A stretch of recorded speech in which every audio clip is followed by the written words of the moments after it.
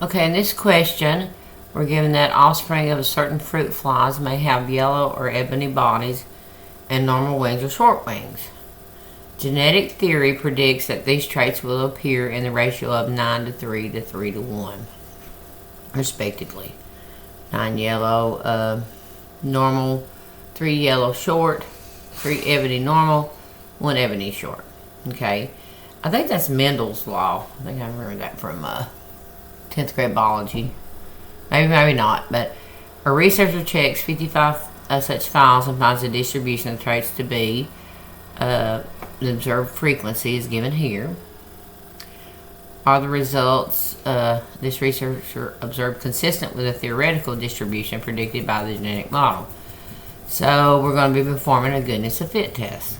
So this is a little bit different than what we've done before in the fact that we're given these as ratios.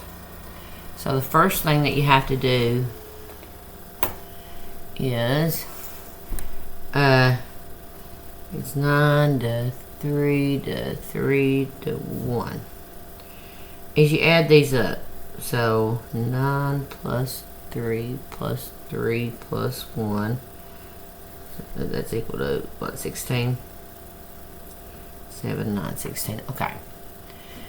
And then we're going to use Excel to calculate the expected frequencies. I know that we were given percentages maybe in the previous problems, but it's easier to do these with Excel. So let me pull up Excel. Slide that over here. And on top.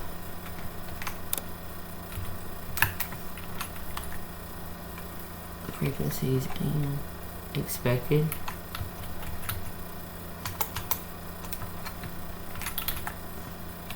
Okay. Observed was 33, 8, 8, and 6.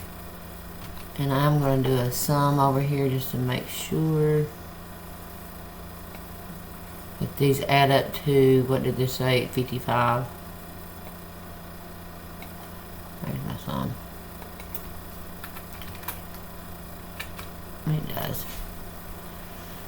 Okay, the first expected frequency. So in order to do this, to start a formula in Excel, it's always equal. And you're going to take your first one because this is a yellow and normal. So it's going to be 9 divided by 16 times, the asterisk times, the sum.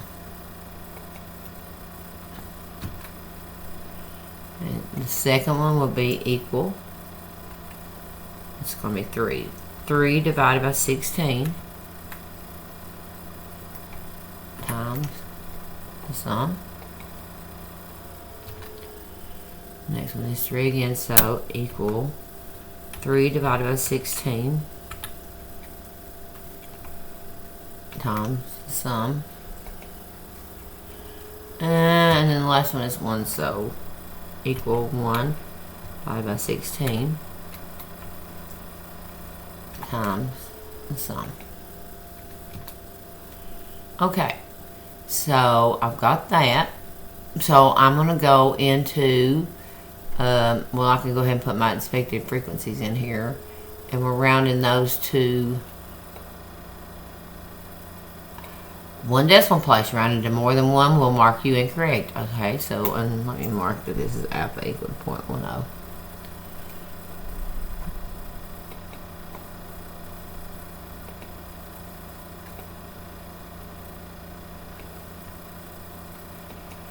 Uh, 30.9, 10.3, 10.3, and 3.4. Okay. So now what I'm going to do is open up StatDisk, which I may or may not have open here. Let's see the clip.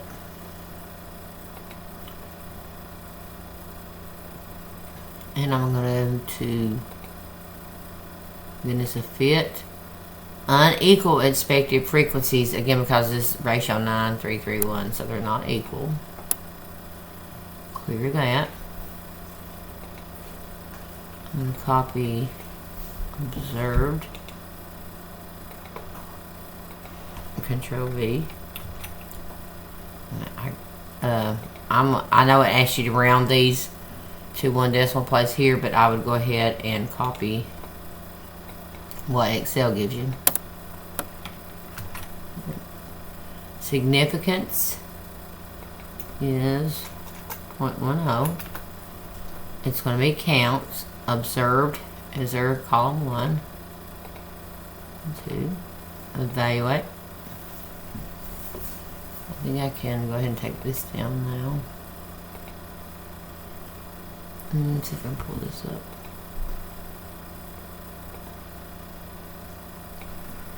Okay. Chi-square, or test statistic, is 3.08485. P is equal to 0.37873.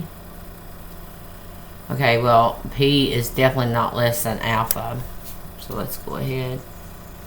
The chi-square test statistic is going to be 4 decimal places here. 3.0849. Okay. Degrees of freedom are going to be your number of categories minus 1. So it'll be 3. I think it shows you that in status 2. Yeah, 3. Okay.